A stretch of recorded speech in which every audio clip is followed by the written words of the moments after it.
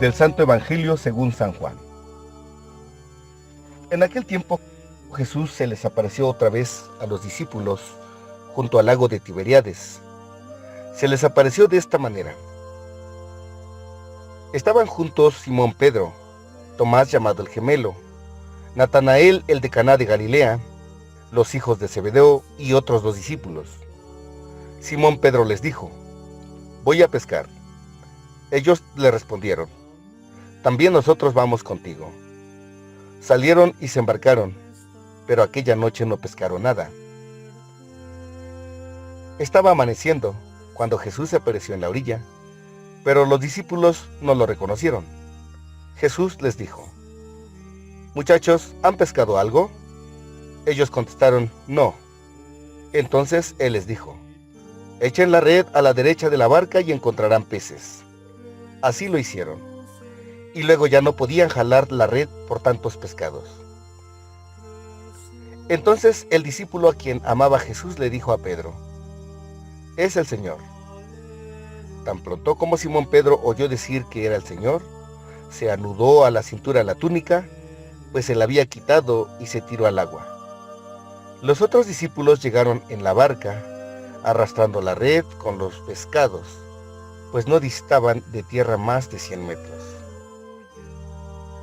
Tan pronto como saltaron a tierra, vieron unas brasas y sobre ellas un pescado y pan. Jesús les dijo: «Traigan algunos pescados de los que acaban de pescar».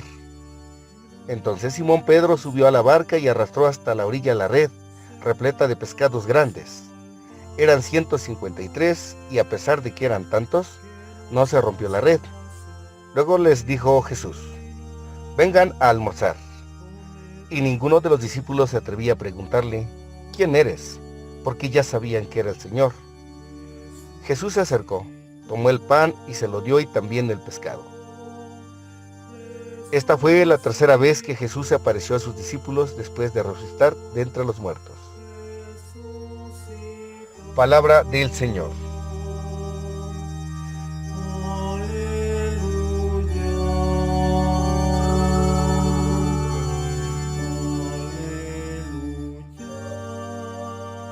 En este día viernes de la octava de Pascua, nos acercamos al Evangelio de San Juan, capítulo 21, versos del 1 al 14.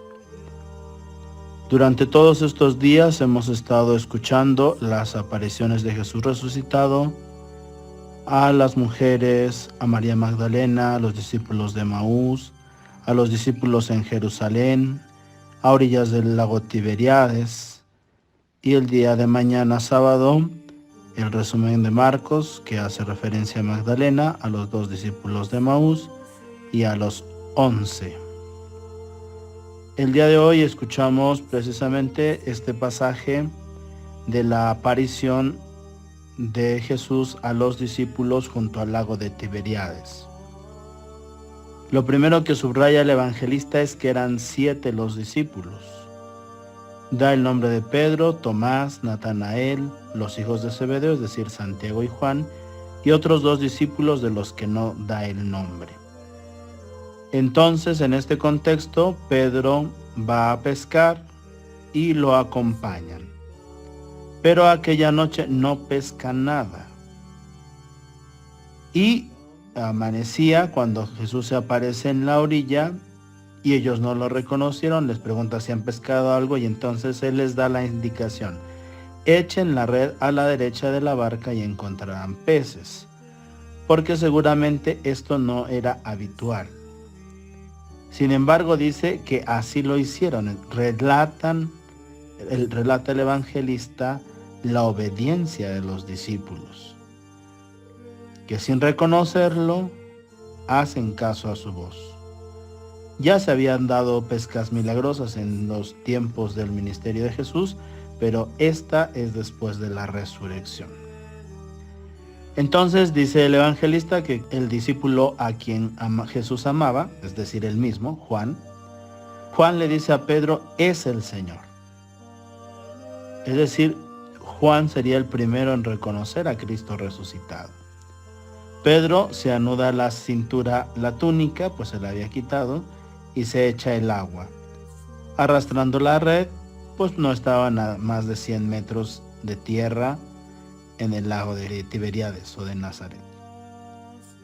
Seguramente ellos ya tenían conocimiento dónde estaba más bajo el nivel del lago y dónde estaba más profundo.